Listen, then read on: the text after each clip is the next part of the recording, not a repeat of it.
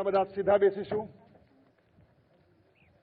આજ 10મા આંતરરાષ્ટ્રીય યોગ દિવસના કોમન યોગા પ્રોટોકોલની આપણે શરૂઆત કરીએ। બધા સુખાસન, સિદ્ધાસન, પદ્માસન ગમે તે આસનમાં બેસીએ। પહેલી આંગળીને અંગૂઠાના ટોપ પર લગાવી અને ધ્યાન મુદ્રા કહીએ છીએ। જેને 40થી ઓછી ઉંમર છે આ ધ્યાન મુદ્રામાં બેસે અને જેને 40થી વધારે ઉંમર છે આ વાયુ મુદ્રામાં બેસી શકે। આ જ આંગળીને અંગૂઠાના મૂળમાં લગાવી દઈએ અને વાયુ મુદ્રા કહેવાય। અને બંને હથેળીઓ ઘૂંટણ પર, આંખોની પલકોને ધીમે રહીને બંધ કરીએ। ગરદન સીધી, તકતાર બેસવાનું, ચહેરા પર હલકી મીઠી મુસ્કાન। 3 વખત લાંબી ઊંડી શ્વાસ લઈશું। લાંબી ઊંડી શ્વાસ લો, ફરી શ્વાસ લો અને શ્વાસને બહાર છોડો। શરીર અને મનને નિર્મલ કરીએ, રિલેક્સ, કોઈ પણ તણાવ નહીં।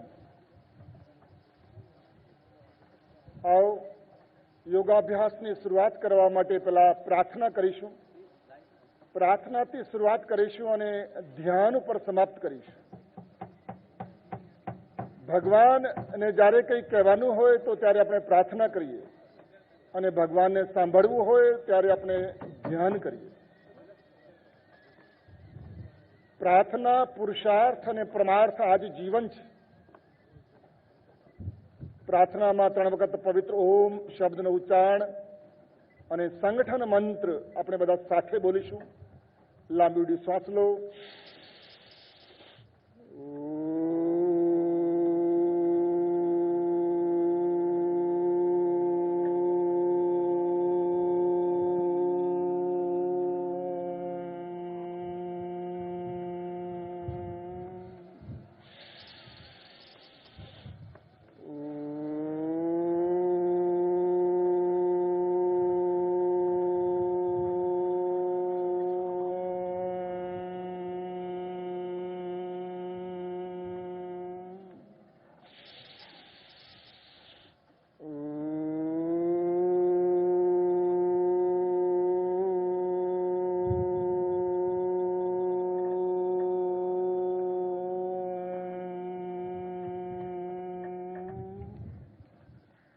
મંત્ર ઓમ સંગચ્છદ્વમ સંવદધ્વમ સંવો મનાંસી જાનતામ દેવાભાગમ યથા પૂર્વે સંજાનના ઉપાસતે સંજાનના ઉપાસતે संजानना उपासते।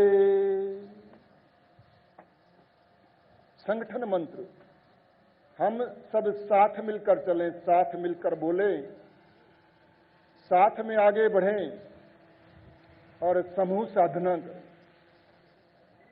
જ્યારે આપણે સમૂહ સાધના કરીએ તો ऊर्जा आकाशे जाए। प्रार्थना करने से मन शांत होता है। जिसका मन शांत है वो स्वस्थ है। ये प्रार्थना ही हमें तनाव से मुक्त करती है। भारत सरकार ना आयुष मंत्रालय द्वारा कॉमन योगा प्रोटोकॉल में प्रथम आपने प्रार्थना करी। હવે લાંબી ઊંડી શ્વાસ લેતા બંને હાથ ઉપર કરો અને બંને હથેળીઓને ઘસી લો। આ ગરમ ગરમ ઊર્જા આંખો પર લગાવતા આંખોને ખોલી અને બંને પગને ખોલી। પગને થોડા રિલેક્સ કરી लिए। योग अपनी भारतीय संस्कृतिની દેન છે। આપણા ઋષિ મુનિઓ યોગી હતા। બંને પગ આગળ દબાઈએ, થોડા પાછળ દબાઈએ। આપણા ઋષિ મુનિઓ યોગી હતા। યોગ, આયુર્વેદ અને ધ્યાનના સહારે 200 વર્ષ સ્વસ્થ જીવન જીવતા હતા। પણ આજે બેઠાડું જીવન, કસરતનો અભાવ અને માનસિક તણાવના લીધે રોગો વધ્યા છે। એનું સમાધાન છે યોગ। થોડું વાઇબ્રેટ કરીએ।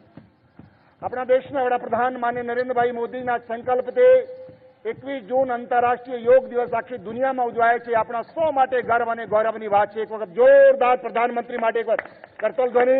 કે દેશને એવા પ્રધાનમંત્રી મળ્યા છે જે યોગી પ્રધાનમંત્રી છે, આધ્યાત્મિક પ્રધાનમંત્રી છે.